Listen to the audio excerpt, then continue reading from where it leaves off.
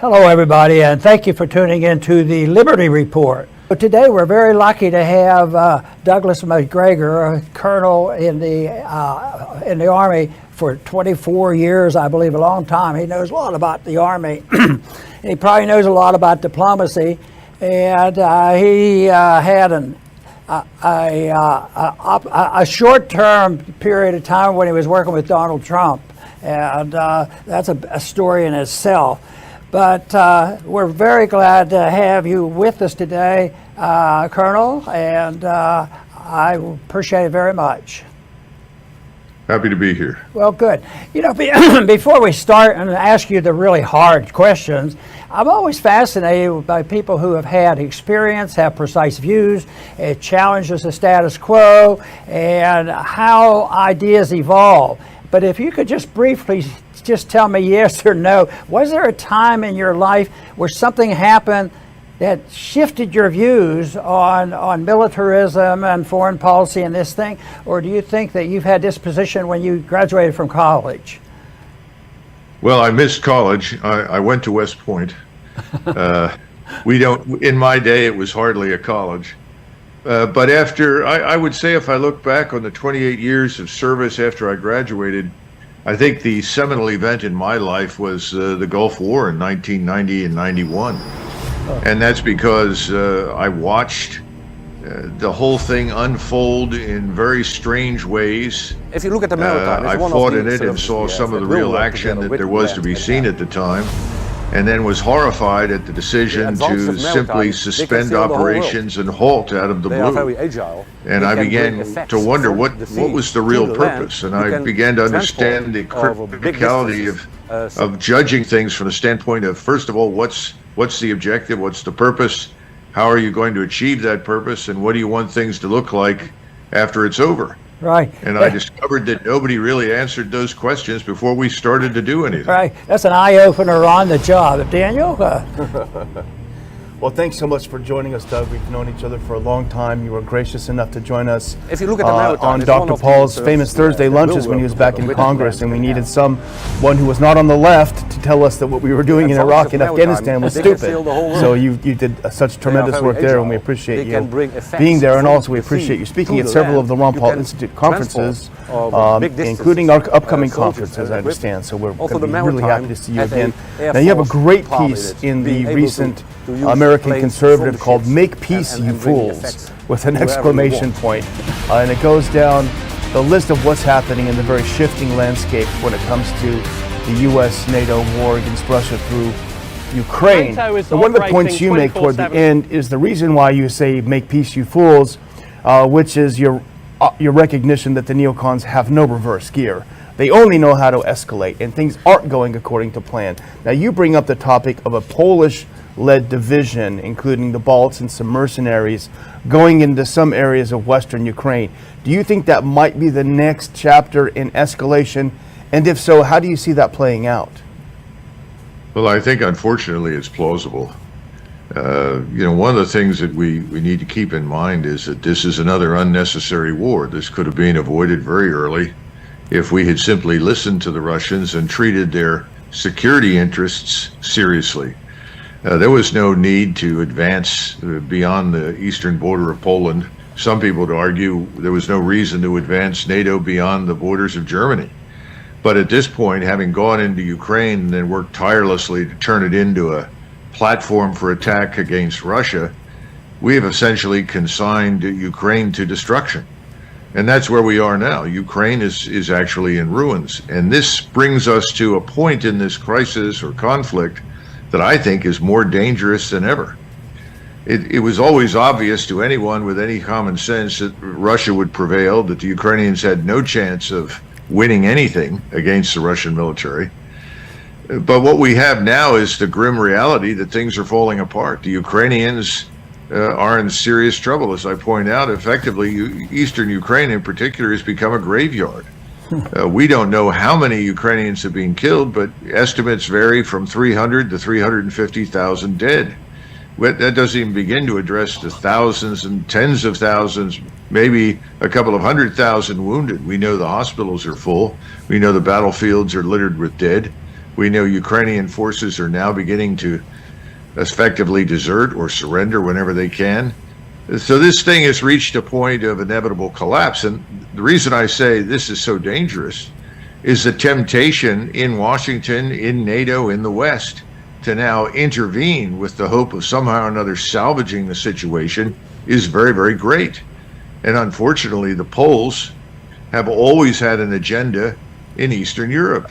Their agenda goes back to 1794 and earlier. They want to recapture and regain control of territory that lies in Ukraine, and for that matter, even in Belarus. And they seem to think, I fear, that they are the Polish tail wagging the American dog. That we could be dragged in involuntarily into Western Ukraine by the Poles if they go in there and get into a scrap with the Russians. So I think this is out of control, potentially, and it's very, very dangerous because the Russians will not tolerate it. You know, the propaganda machine is obviously very important, and leading up to this, it was, you know, the anti-Russia propaganda, and that's continuing. It's there. You know, Russia did it. NATO's totally innocent. They're saving you know, humanity and democracy and protecting our national defense and that sort of thing. But, you know, already in the last month or so, it seems like there's been a shift. Not that everything you said is absolutely true and it's going to continue until it really collapses, but I think the propagandists have shifted. At least the noise I hear is it's China, it's China, it's China. And this to me means, you know, maybe they have to shift. They blame Russia for everything. Who knows? They're not going to blame NATO, and maybe they can get away with saying, well, it was all Ukraine's fault for getting us involved in that over there. But they're right now, this China bashing, how do you see that in context of what's going on in Ukraine? It just seems like they're preparing. Well, we have to have another enemy, and when you talk to the politicians and listen to them, the right and the left, the Republicans are probably worse than the Democrats, but they're all terrible. But they're pretty much together. We got to go for China because they are the real enemy. They've sort of diminished, you know, the attack on Russia for the moment. Well, I think there's much truth in that. Let's face it, they failed miserably to, quote unquote, weaken Russia. If anything, Russia is stronger now, more capable militarily than it has been since the 1980s. So the whole operation in Ukraine from a purely American standpoint is a total failure. And no doubt there is a desire to distract attention from this inevitable failure that's going to creep into the news and eventually find its way into American consciousness. So there are two things going on. I think, as we pointed out, you have this lingering potential for a terrible, terrible regional war in Ukraine that persists. And at the same time, it's obvious that people are looking privately for a way to sort of disengage by saying, well, look, we did everything we could. We gave these Ukrainians everything. They just couldn't make it happen. So it's their problem now. Meanwhile, let's look at China, the new boogeyman. And, you know, the Chinese problem, most of the problems that we have with China are economic, business, a result of our open borders, a result of the fact that we don't pay any attention who comes into our laboratories, who works in our government, who enters into partnership with our corporations, and then we're unhappy to find out that 100,000 Americans are dying every year of fentanyl poisoning. And we point the finger at China as though the Chinese have sat down and said, great, let's send more fentanyl to America. In reality, the Chinese are doing what we all do. They're selling to the highest bidder. If you pay them, they'll sell it to you. It ends up in Mexico, and then it is shipped north, but it's not being shipped north by the Chinese, it's being shipped north by the drug cartels. But how often have you heard anybody talk about the drug cartels or the open border and 7 million people that have now poured in since President Biden took over, about whom we know absolutely nothing? I mean, what's to stop any of these people from staging an incident at a nuclear power plant? What do we say the answer is then? Oh, well, this is obviously Chinese. Let's go to war with China. I mean, this is insanity. It's stupid. It's pointless. But, you know, it's sort of, remember we used to say that patriotism was last refuge of a scoundrel. Well, right now, I think the threat industry is the last refuge of most of the scoundrels in Washington. It's interesting you mentioned the cartels, Doug, because there was that recent picture that was shocking with one of the cartel members holding a javelin that obviously they got from Ukraine. So I think your discussion of the threat of this open border is real, and it's existential having these weapons come over. Now, Dr. Paul, you mentioned a propaganda shift and a media shift, and we talked about it before the show started, Doug, is this extraordinary New York Times article. It was titled, "Ukrainian Troops Trained by the West Stumble in Battle." You never would have seen that just a few weeks ago. And if you go through the article, it talks about how, well, Ukraine started off fighting the way NATO trained them, but then they changed and went back to their old ways, and now they're getting slaughtered on the battlefield. I don't know, this almost seems like a narrative shift. How do you read this, Doug? No, I think so. I think there are multiple factions right now inside the White House that are saying we got to get out of this. This is a loser. We've got to disengage. Sometimes I think it's similar to Vietnam. Certainly in 68, 69, after Nixon became president, there was a recognition that we had to end the war. And at the time, privately, lots of people said, well, the answer is to just leave, to simply say we've done all we can do, let the South Vietnamese have whatever equipment there is, we'll continue to send them aid, but fighting this on our own is a waste of time and it's not going to lead to anything. But then you had others that said, well, we can't just leave because that will be seen as a defeat. Therefore, we have to launch a new offensive into Cambodia and kill thousands of Americans and God knows how many Vietnamese and Cambodians in order to conceal the truth of our failure in Vietnam. I mean, I see something similar going on in this White House. People don't want to admit this has been a terrible disaster. We were wrong. We miscalculated. We said Russia was weak, Russia's strong. We said that we would prevail. We haven't turned out to prevail at all. And in the meantime, we've sacrificed a nation of people called Ukraine. So I think there is a shift in that direction. But as I said before, I often wonder if anyone is really in charge, because instead of getting a true, unambiguous direction, in other words, some sort of coherent strategic response, we're seeing multiple moves in different directions. And one of them is what you've said. A new narrative to conceal the disaster, blame it on the Ukrainians and get out. But there's this other one that says, well, let's let the Poles and the Lithuanians give it a shot. Maybe they can go in, and if they can grab some portion of Western Ukraine, we can point to this and say, see, it's not all hopeless. We've gone in to rescue what's left of Ukraine. Who knows? I just don't see any clear thinking in Washington. And of course, as Dr. Paul has said so many times, there's nobody thinking clearly in Congress on the Hill, because if you were really responsive to your constituents, if you really cared about the American people, you'd be up in arms about what's happening on the border. You'd be up in arms about the people pouring into our country who are not vetted. You'd be up in arms about the state of our armed forces. You know, 40% of the submarine fleet's in dry dock because it's not working properly. How many other ships are undermanned? Aircraft that can't fly?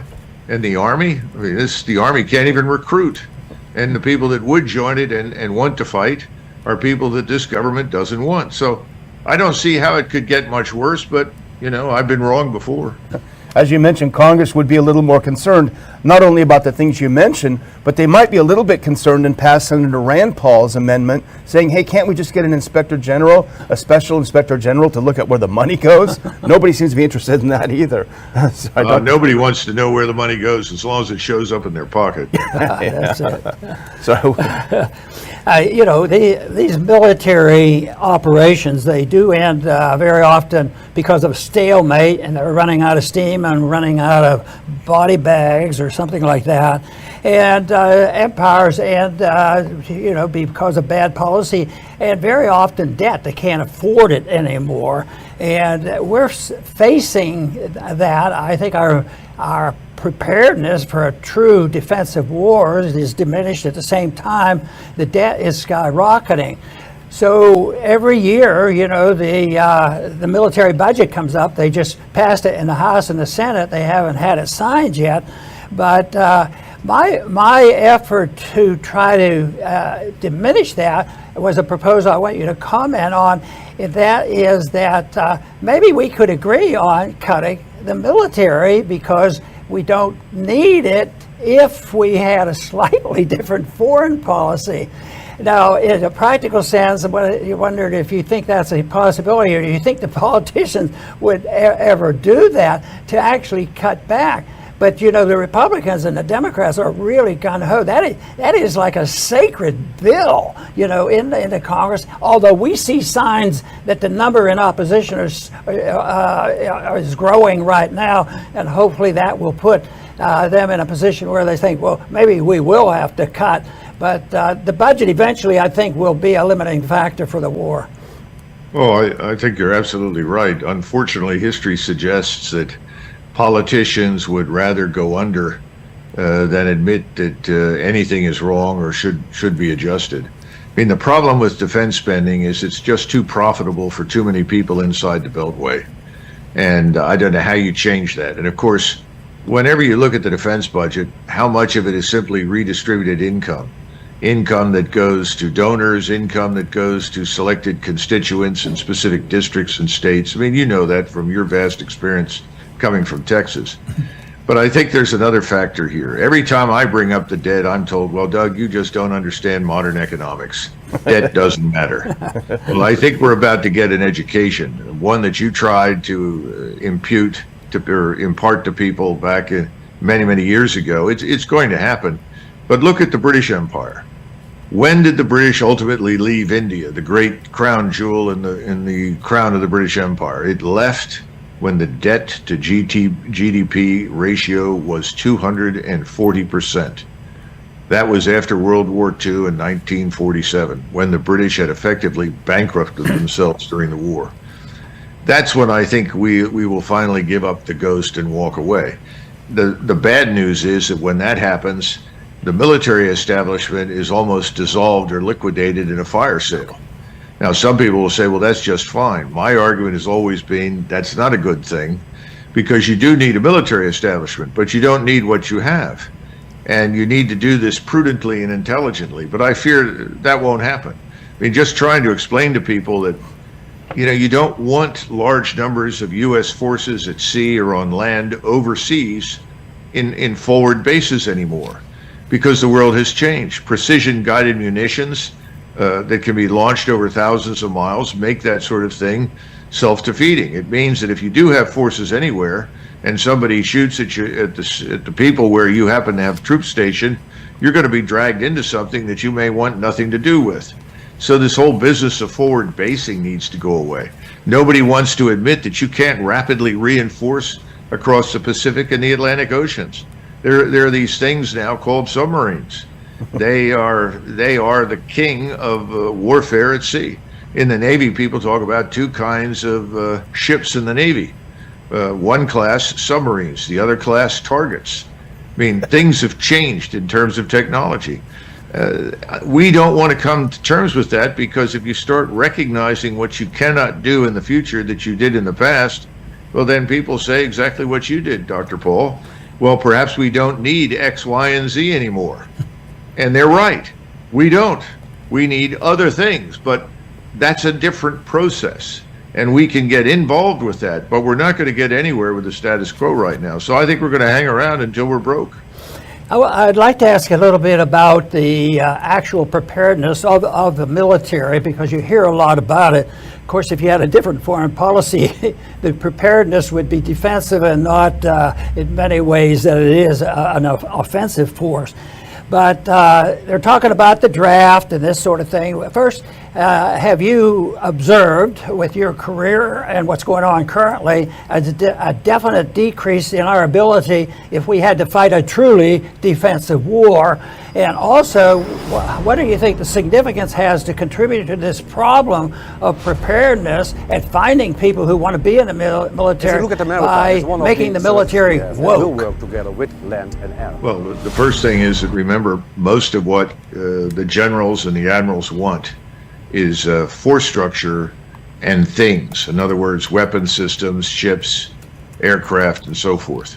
They're not thinking in terms of force design. They're not thinking really in terms of capabilities in most cases. They're all engaged in trying to refight some version of the Second World War. So that's problem number one. That's one of the reasons that the top echelons all need to go away, frankly. The second part of it is the wokeness. Well, you can't recruit right now for the Army, and the Marines, they have a different way of doing business, and they are actually actively recruiting large numbers of so-called illegal aliens to serve in their force. But the Army has a different approach, and the Army is now saying, well, if you're not a Christian and you're not a white man, the world is yours. Come to us and we'll give you a job. I think that's also true in the Navy and increasingly in the Air Force. That's not a prescription for success. It may make people temporarily happy in Washington, D.C. They'll point to this and say, see, we've now created this new politically correct, woke military force, but it won't fight well. Its morale is low. Its equipment is old. If we've seen anything in this war in Ukraine, it's the performance of much of the Western equipment, which has its roots in the 1970s and 1980s, hasn't performed very well. But we've squandered, opportunities over decades to make prudent changes.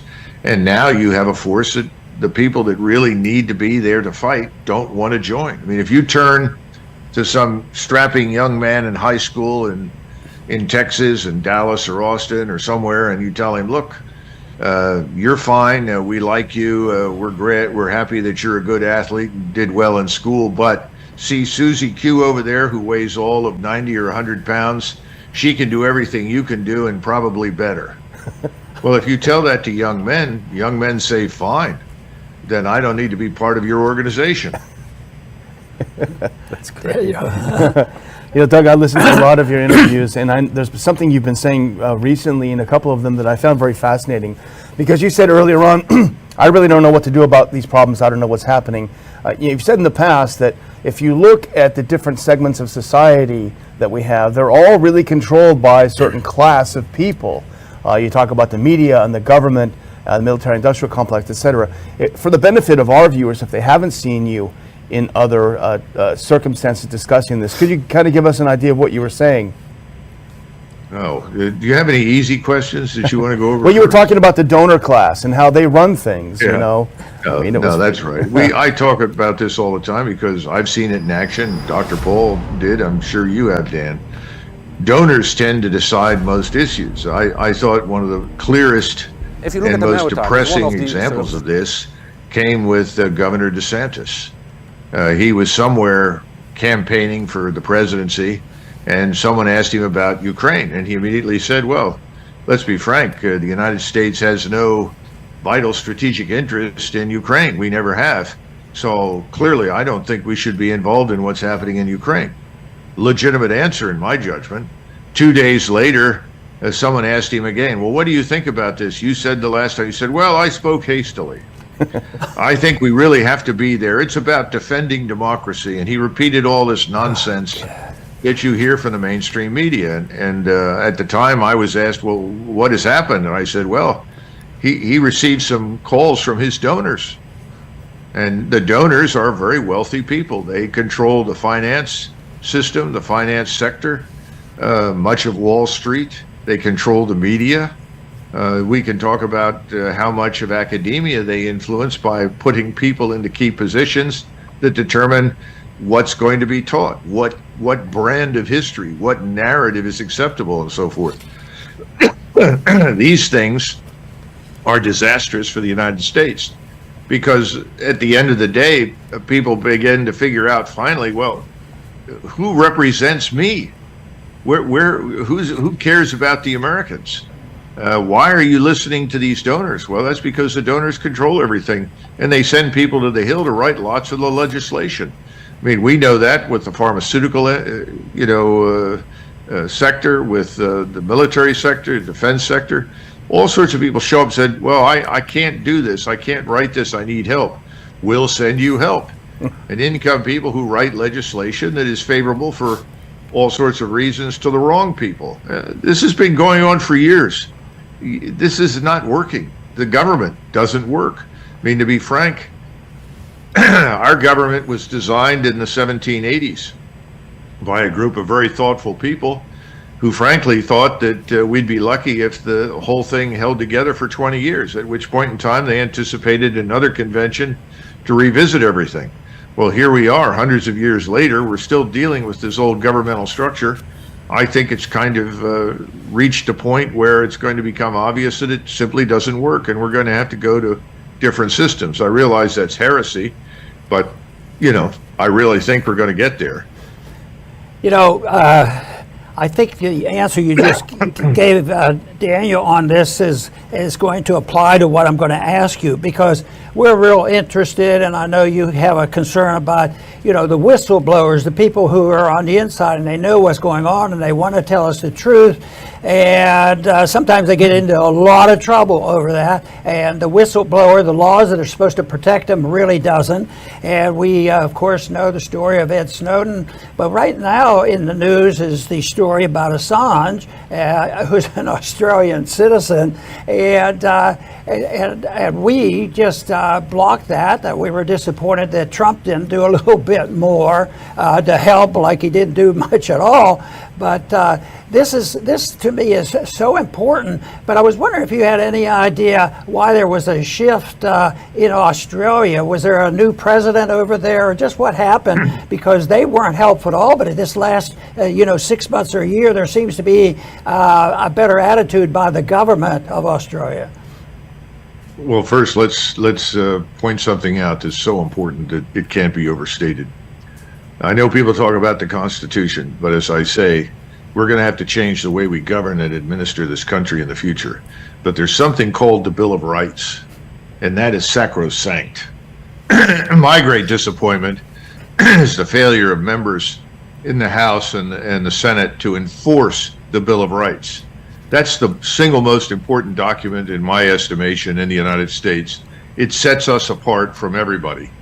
And I can't stress that enough. I would have someone read the Bill of Rights every day over the radio to make sure people understand what it means, because it's the fabric of our lives. And that brings us to somebody like Assange. He has been treated, just as all the others have been, abominably. And I think what happened in Australia is what's happened in Western Europe. You had people come to power in these countries who were aligned with the larger globalist network, and they were funded in many cases by wealthy oligarchs. I call them oligarchs in the West just as they do in the East, because they can insert people into positions all over the country. Look at what Soros has been able to do with attorney generals all across the United States. And I think a lot of money has gone into building these governments that are frankly antithetical to the interests of the people they govern. And Australia was a good example. The Australians are still trying to come to terms with several realities, one of which is that they're too far from Great Britain to be rescued by the British, and they no longer expect that. But at the same time, they've also lost their cultural identity or national identity because of immigration. And there are serious problems inside Australia with immigration. And then finally, there's the United States. We want them to join us in every conceivable crazy scheme that we come up with. And they feel, well, if we don't join the Americans, they may not come and help us when we need it. Look what they did for us during World War II. But again, I think there are more and more people in Australia who are beginning to figure out that's not a reasonable expectation anymore, and that joining us may be a very bad idea. Remember, Harold Macmillan's great achievement as Prime Minister was to give JFK, Jack Kennedy, very good advice about Southeast Asia, about the Cuban Missile Crisis. He was a voice of reason. But his successors have all turned into little mouthpieces for whatever Washington wanted. And that's the current status right now. I think we're going to have to wait for more bad news before the governments, not just in Australia, but also in Europe, turn over. Good. Colonel, we're about to run out of time, but Daniel has a question before we finish. Well, Colonel, first I want to say thanks for giving us some of your time, and we certainly look forward to seeing you in September in D.C., and I'm sure everyone's going to want to get tickets after listening to what you've had to say to our conference and come listen to more of what you have to say. Now, my last question is something that you honestly do not have to answer if you're not comfortable answering, but it took a long time for President Trump to get you in his administration and to benefit from your good advice. Do you think he's learned his lesson? He had a lot of bad people working for him. Do you feel confident he's learned his lesson? Again, don't answer if you don't feel like it, but that's what everyone's sort of wondering. Well, I think it's a legitimate question, and I have not talked to the president for a long time. He is very deeply embroiled in this legal problem that he's got with the administration and the attempts by the administration to drive him to jail. And I'm very sympathetic to him. I can't imagine any other country in the world behaving this way, certainly not in the Western world, but we do. So you're asking an important question, and I don't know. We'll have to see who else shows up around him. He still keeps people close to him that in many cases I think are not the right ones. But that's a matter for him to decide. I just don't know. I really don't. I would hope so, because the thing that Senator Rand Paul tried to tell the president over and over and over again, which is very right, is that personnel is policy. And the president told me, he said, I should have brought you in earlier, but I didn't know you existed. I heard that from Jeff Sessions and other people. A lot of these political figures don't know who else is out there because they're spoon-fed the answers. And remember, I think President Trump said, well, I'm going to get the best people. And his assumption was, well, if I just go to Harvard, Yale, Princeton, Dartmouth, Stanford, or the service academies, I'm going to get the best. But we've learned over many, many years that the people that come out of those places are, in fact, a big part of the problem. I hope he's figured that out. Very good.